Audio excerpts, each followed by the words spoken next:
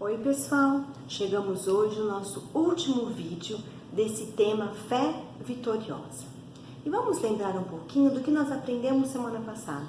Semana passada nós aprendemos com Moisés, primeiro que com a fé da mãe de Moisés, a Joquebede, que colocou Moisés no cestinho, tendo fé que Deus salvaria o seu filho.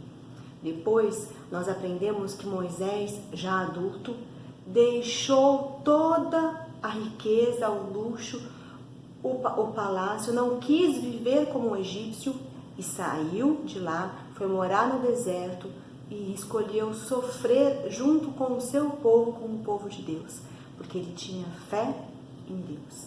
E depois nós vimos que quando Moisés obedeceu a Deus e lutou junto com o povo de Deus para sair do Egito, Deus então mandou as 10 pragas.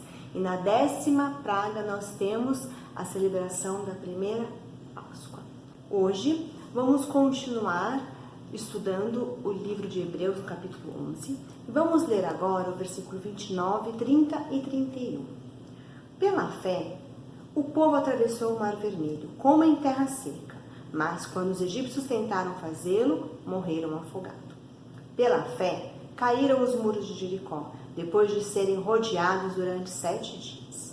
Pela fé, a prostituta Raabe, por ter acolhido os espiões, não foi morta com os que haviam sido desobedientes. Então nós vemos aqui nesses 3 versículos 3 episódios diferentes. O primeiro episódio foi quando o povo saiu do Egito.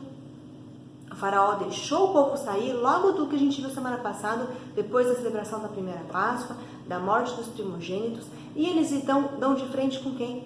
Com o mar.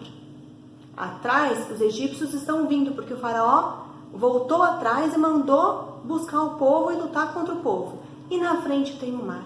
E o mar então se abre. Eles tiveram que ter fé para atravessar o mar, porque podia, de repente, a água voltar e eles morrerem afogados, ou os egípcios alcançarem eles, mas eles não precisaram usar de força nenhuma. Foi só a fé. Deus salvou aquele povo. Deus abriu o mar. Eles passaram como se fosse terra seca. Depois o mar fechou e os egípcios, então, os que chegaram no mar, morreram afogados e o povo estava do outro lado do mar, salvo, protegido. Então, esse é o primeiro fato que nós temos aqui no versículo 29. E nós já vimos, então, que o povo não precisou fazer nada, só ter fé e caminhar. Depois nós temos então um outro episódio, né? Moisés já tinha morrido, Josué que está ali sendo líder do povo. Nós temos essa história no livro de Josué e eles chegam na terra prometida, mas eles têm que lutar para aquela terra. E ali está então a cidade de Jericó, fortificada, uma cidade grande, com muros. E o que eles precisam fazer? Caminhar durante 7 dias em volta do muro. E no 7º dia, então, eles tinham que caminhar 7 vezes, tocar a trombeta. E o que aconteceu? Os muros caíram. Eles, de novo, não precisaram fazer absolutamente nada.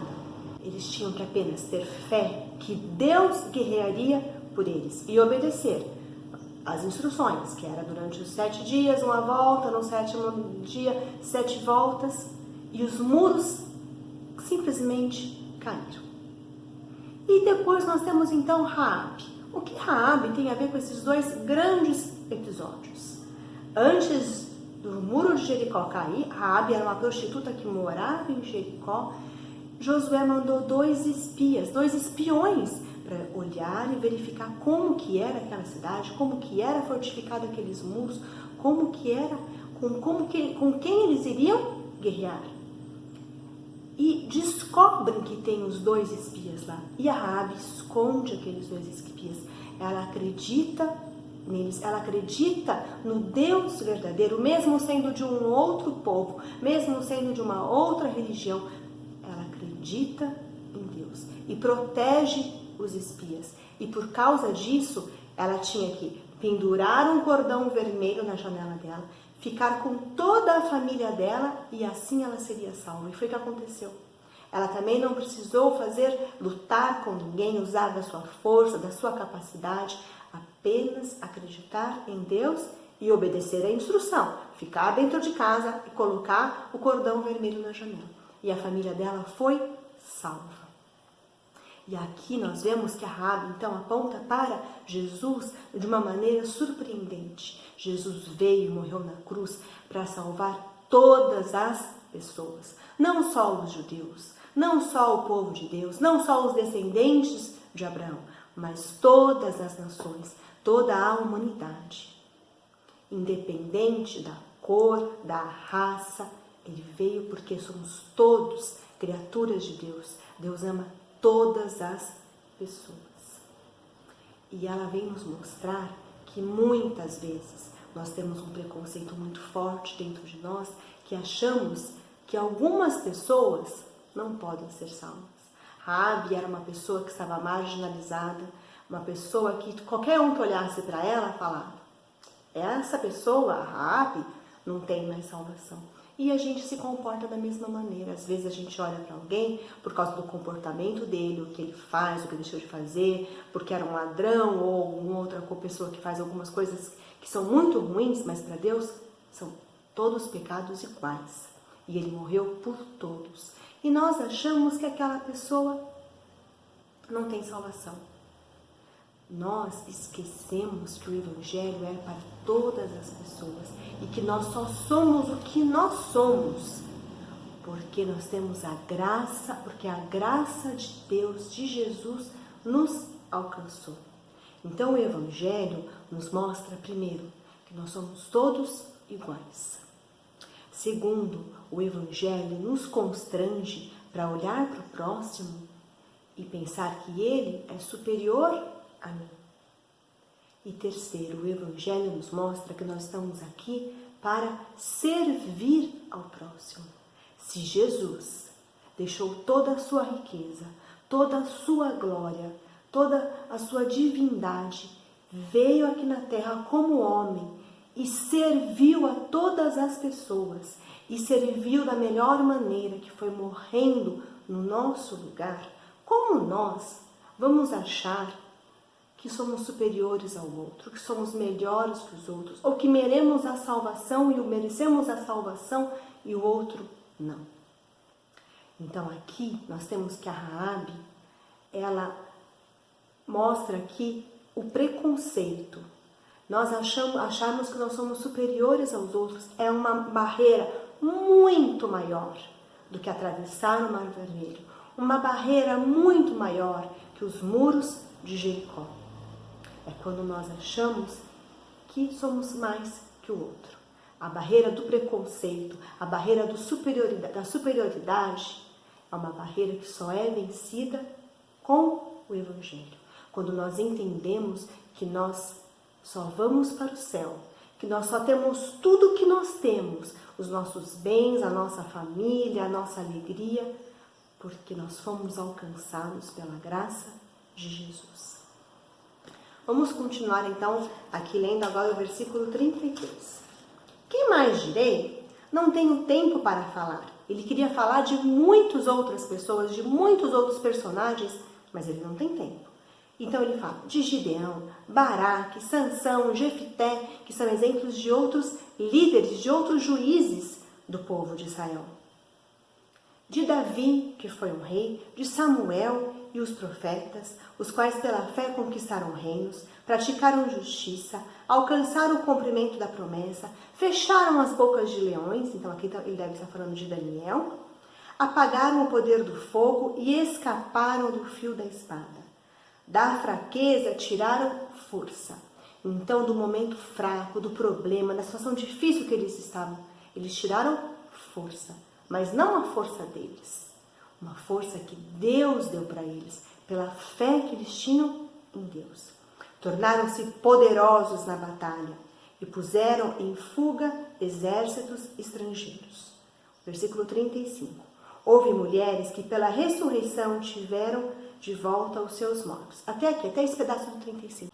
Então aqui nós temos exemplos de personagens da Bíblia que tiveram muitos problemas, muitas dificuldades, muitas provações, mas no final saíram vitoriosos. Aos nossos olhos, eles são vitoriosos porque eles conseguiram conquistar alguma coisa. Eles são vitoriosos porque eles venceram aquele problema. Mas e esses aqui, ó? Vamos ver. Da parte do 35 em diante. Uns foram torturados e recusaram ser libertados para poderem alcançar uma ressurreição superior. Outros enfrentaram zombarias e açoites. Outros ainda foram acorrentados e colocados na prisão. Apedrejados, cerrados ao meio, postos à prova, mortos ao fio da espada. Andaram errantes, vestidos de pele de ovelhas e cabras, necessitados, afligidos e maltratados. Será que esses que morreram apedrejados, que morreram cerrados ao meio, nos nossos olhos conseguem enxergar que eles também foram vitoriosos, porque a fé deles permaneceu firme? O mundo não era digno deles. Vagaram pelos desertos e montes, pelas cavernas e grutas. O mundo não era digno deles e eles foram vitoriosos porque eles permaneceram firmes na fé. Eu quero trazer aqui um exemplo de um homem que não está escrito aqui no livro de Hebreus. Um homem que era muito rico, tinha muitas posses, era muito bem sucedido, tinha muitos filhos e de repente, num único dia, ele perde tudo. Os seus 10 filhos morrem, tem destruição em todas as suas plantações, os seus animais, então ele perde tudo que ele tinha. Então ele perde os seus filhos, ele perde a sua família, ele perde os seus bens. E como ele se comporta quando ele perde tudo, mostra se ele é vitorioso ou não. Nós estamos falando aqui de Jó. Então vamos ver como Jó se comportou quando ele ficou sabendo que tinha perdido tudo. Vamos ler então Jó 1, versículo 21 e 22. E disse: Saí nu do ventre da minha mãe, e nu partirei. O Senhor me deu, o Senhor o levou. Louvado seja o nome do Senhor. E em tudo isso Jó não pecou, e não culpou a Deus em coisa alguma. Será que se nós perdêssemos tudo que a gente tem, a nossa família, os nossos bens, nós nos comportaríamos como Jó? Ia falar, tudo que eu tenho é Deus que me deu, eu não mereço nada, então Deus faz o que Ele quer. Ele quer dar, Ele dá, Ele quer tirar, Ele tira. Louvado seja Deus por isso. Ele cultuou a Deus, mesmo numa tristeza profunda que ele tinha no coração dele. Porque realmente, com certeza, ele estava muito, mas muito triste.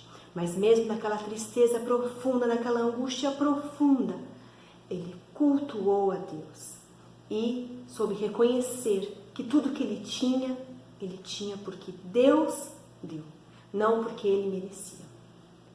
Vamos continuar lendo o final do capítulo 11 de Hebreus e o comecinho do 12, que é a continuação do texto. Então, versículo 39. Todos esses receberam bom testemunho por meio da fé. No entanto, nenhum deles recebeu o que havia sido prometido.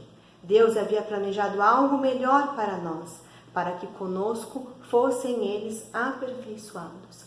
Então nós olhamos para eles e temos esses bons exemplos e somos aperfeiçoados com isso. Olha que privilégio nós temos de ter toda essa história atrás de nós para nos dar ânimo, para nos dar coragem, porque é para isso que está escrito o livro de Hebreus, para dar ânimo para que a gente consiga, passar por todas as dificuldades que nós estamos passando. O povo aqui estava passando por perseguições, então eles precisavam de ânimo para continuar firmes na fé. Portanto, também nós, uma vez que estamos rodeados por tão grande nuvem de testemunha, que são uma nuvem grande que nós temos destes testemunhos que nós acabamos de ver, livre-nos de tudo que nos atrapalha e do pecado que nos envolve, e corramos com perseverança a corrida que nos é proposta, tendo os olhos fitos em Jesus, o autor e consumador da nossa fé. Ele, pela alegria que lhe fora proposta, suportou a cruz, desprezando a vergonha, e assentou-se à direita do trono de Deus. Então, a nossa vida aqui na Terra é como se fosse uma longa corrida, mas não uma corrida, uma pista de corrida certinha, planinha, não. Uma corrida cheia de obstáculos, de buracos, de pedras. E nós temos como exemplo grandes heróis que já ganharam medalhas porque participaram dessa corrida. O importante não é chegar primeiro, é chegar na linha de chegada. E você só consegue chegar nessa linha de chegada se você tem os olhos fixos em Jesus. Olha o versículo 3. Pense bem naquele que suportou tal oposição dos pecadores contra si mesmo, para que vocês não se cansem e não se desanimem. Nós só não vamos cansar, nós só não vamos desanimar nessa nossa caminhada. Nós só vamos continuar perseverantes se nós estivermos com os olhos fixos em Jesus. Ele foi o único que conseguiu vencer essa corrida.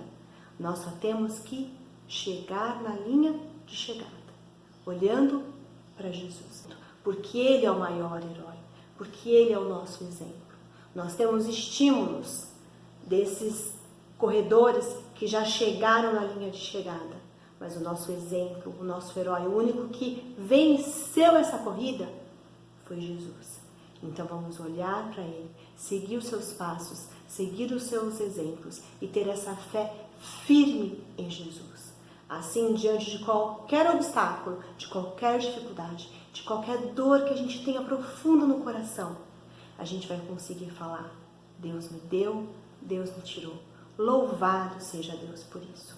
Vamos orar agora então, pedindo isso ao nosso Deus. Senhor Deus, muito obrigado pelo seu amor por nós. Um amor tão grande que nos alcança aonde quer que nós estivermos. Um amor que alcança toda a humanidade. Ajuda-nos a termos essa fé firme em Ti. Que nós possamos estar sempre perseverantes, participando aqui da nossa corrida com um olhar fixo para Jesus. Muito obrigada pelo sacrifício de Jesus na cruz, que nos alcança e nos liberta do nosso pecado. Perdoa os nossos pecados e esteja abençoando todas as famílias que estão assistindo o vídeo, que estão prestando aqui culto a Ti, todos juntos. Esteja com aquelas pessoas que estão doentes, aquelas famílias que perderam um ente querido, num ano tão difícil que nós tivemos, onde nós ficamos sabendo de tantas pessoas que têm saudade de algum ente querido que foi embora. Que o Senhor esteja confortando o coração de todas elas.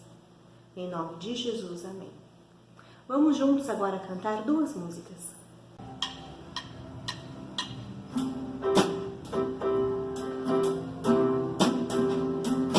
A alegria está no coração de quem já conhece Jesus. A verdadeira paz só tem aquele que já conhece Jesus. O sentimento mais precioso que vem do nosso Senhor é o amor que só tem quem já conhece Jesus. Aleluia, aleluia,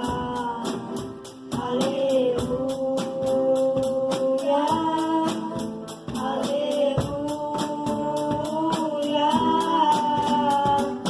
O sentimento mais precioso que vem do nosso Senhor é o amor que só tem quem já conhece Jesus. É o amor que só tem quem já conhece Jesus.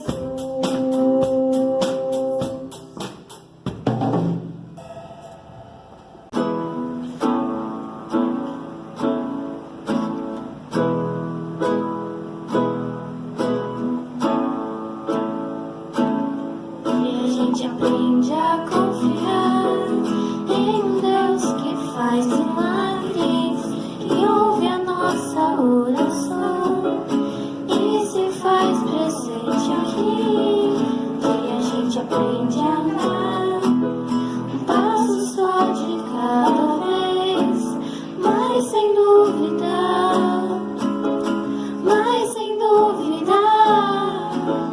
que Ele continua sendo bom. que Ele continua sendo Deus, que Ele continua sendo bom, que Ele continua sendo Deus.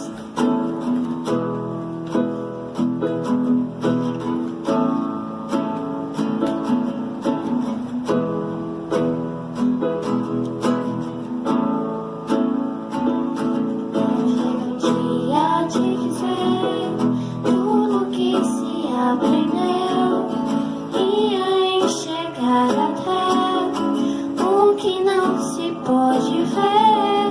Chega o dia de entender, até ouvir o não de Deus, mas sem dúvida,